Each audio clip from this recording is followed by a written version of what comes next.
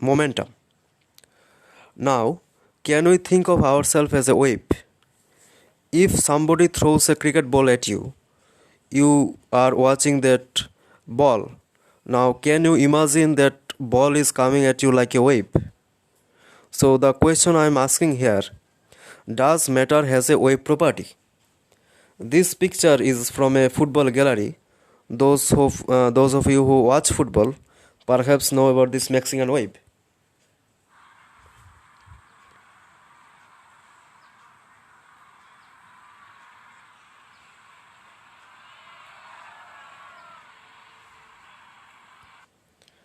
So, a matter has a wave property.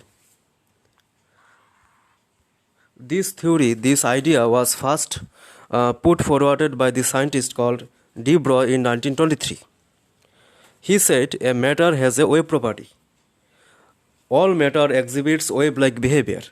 For example, a beam of electron can be diffracted just like a water wave. So diffraction is a property of a wave.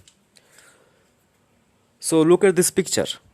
Some will say this is a picture of a rabbit, and some will say this is a picture of a duck. In both ways, this is correct. So this picture resembles the property of being a duck and being a rabbit both at the same time. Now, why this happens? Because this is somewhat difficult for us to comprehend, because we are not used to this, because a substance having different properties, different opposite properties like matter and wave, we do not experience this in our day-to-day life. This is why this is somewhat difficult to comprehend, but this was experimentally proven, and this explains a lot of other things.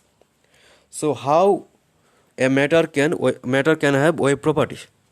For example, suppose there is a wall and you make two holes inside hole in the wall. So the wall have two slits, open slit. Inside the slit you can pass other objects. Now behind the wall there is a screen.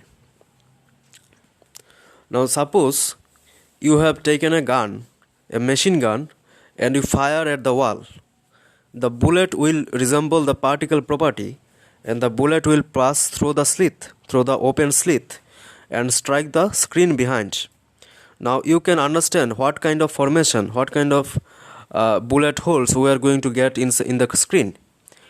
You look at the screen, there are blue spots. These blue spots are the bullet hole, and there are other parts, gray parts, in which there are no bullet. So this kind of formation you can accept if the matter shows particle property. We can carry the same experiment with water. You take a water container such as a bathtub, and you place 3 bricks in the bathtub, and you create some gap. There is some gap between these 3 bricks. This is also like slit that we had noticed earlier in the case of a wall. Now, if you generate a wave in the right side of the brick, that wave is going to pass through the slit, and we know that 2 waves can cancel each other, and 2 waves can add to make a larger wave. So when the wave comes out of the slit in the left side, 2 kind of things is going to happen. First, the waves are going to add to make a larger wave, and wave are going to cancel each other, so there is a null wave. So if you notice the picture carefully, you can see in the left side, in some part there are waves. There are red colored arrow given here, and there are some part there has not any wave. So between 2 parts where there are waves, inside there is point there where you cannot find any wave. So this is called infringes patterns of wave. This is actually the diffraction. Now, similar kind of experiment can be conducted by electrons. In fact, a Japanese company called Hitachi experimented this carried out this experiment with electrons. Now, this is the actual picture that was resulted from the experiment. Here you can see the black color spot are the electrons, and when the electrons had strike the screen one by one, it resembled like a particle. But after the experiment, a wave like formation has formed. So we can say a particle can behave either as a matter, either as a particle, or as a wave. Now we need a mathematical equation that unifies both the properties. Now particle has a property of having a momentum, and wave has a property of having a wavelength.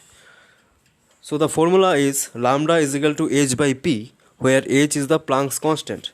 This is the de Broglie equation in which he had successfully unified both the wave property and the particle property of a substance.